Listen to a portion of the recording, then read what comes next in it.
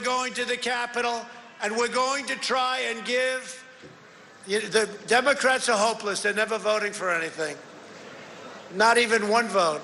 But we're going to try and give our Republicans, the weak ones, because the strong ones don't need any of our help, we're going to try and give them the kind of pride and boldness that they need to take back our country.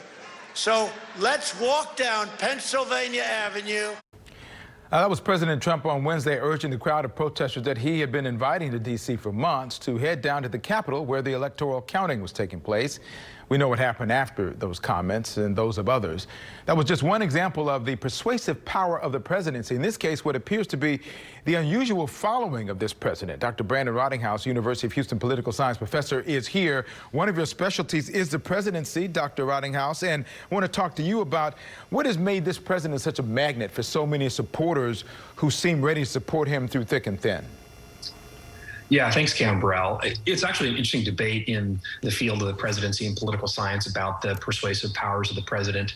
We should make a distinction, though, between persuasion and mobilization. What effectively the president's doing here is mobilizing. And part of the reason, as you ask about the way he's been doing it and why he's so effective at it, is that it's about the politics of grievance. It's really about the kind of anger that a lot of people in the country feel about what's happening in the world and the kind of disconnect politically. It's about the lack of trust in institutions and leaders, and it's been eroding for a long time. And Donald Trump really plays into that in a significant way. So although he's not really able to move people's opinions on policy, which is what most presidents do, he's really been effective at directing the tone of the conversation. And that's been, of course, problematic in all kinds of ways, but also limiting for his ability to kind of, get legislation passed, move his party to the next level, and to really win elections.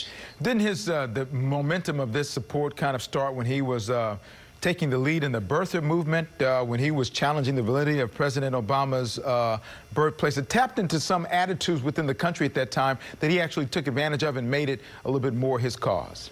Yeah, there's a significant amount of this resentment, and it's really fueled by these kind of conspiracy theories, which are incorrect at their core, but which people, for various reasons, believe. He's been able to really tap that and to kind of promote that. It's been a hallmark of his leadership since he was promoting his own businesses in the 1980s. He's been a ringleader for his own self-interest, and that's been something that, could theoretically have been, something that made his presidency more effective, but he's used it to these ill ends. And at the end of the day, he hasn't been as effective as even presidents who stayed quiet. So in the presidency, we call this staying private. Your best strategy, if you're not able to move the public, is to negotiate with Congress behind the scenes, behind closed doors. And even that he's not been effective in. So it's been kind of a challenge for us as political scientists to think about, how do we assess a presidency that has been so unusual and so norm busting? So, but the bottom line, though, here's a president who in this election got almost 75 million votes. Nobody's ever gotten that many votes. This is the year after he was impeached that he got that many votes. And now as this presidency winds down, there's more, it's kind of ending the way it started with a lot of, not scandal necessarily, but certainly some inconsistencies. What do you think you and other writers of presidential history will be writing about this president down the road? Yeah, it's a great question, Cam Burrell. I mean, I think the one thing that we'll definitely note about the the Trump presidency is that this is really a norm-busting president. He has definitely shattered all of these different expectations that we have of how presidents function. He has also moved a lot of the kind of policy making into the executive realm, so that instead of working with Congress, instead of having these sort of big negotiations that allow there to be kind of durable policy change, it's a lot that is done through executive agencies and through rulemaking. These are all effective for presidents and have been for a long time, but they're not necessarily the kind of durable change in terms of policy that another president couldn't come along and undo.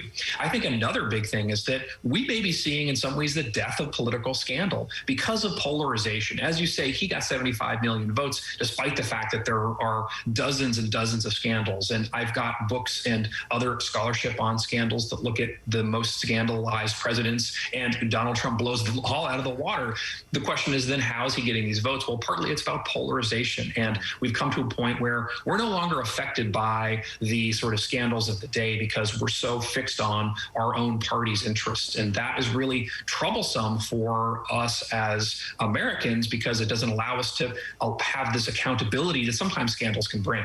So I've noticed over your left shoulder the Inside Texas Politics book, which you've written, and it's the latest edition.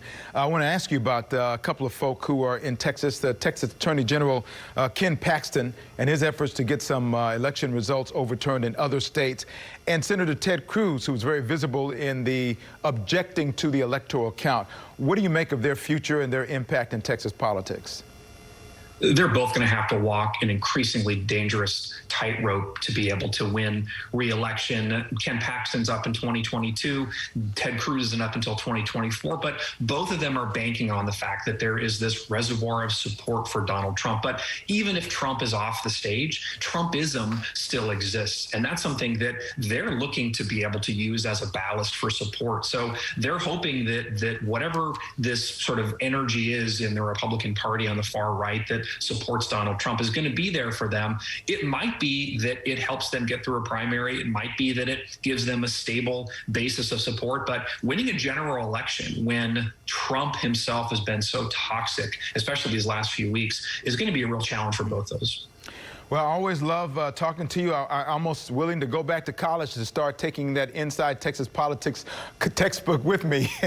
I look forward to getting a signed copy from you, sir, when we can get back in the studio. Thank you again, Brandon. Appreciate you. Thanks. Absolutely. My pleasure. Stay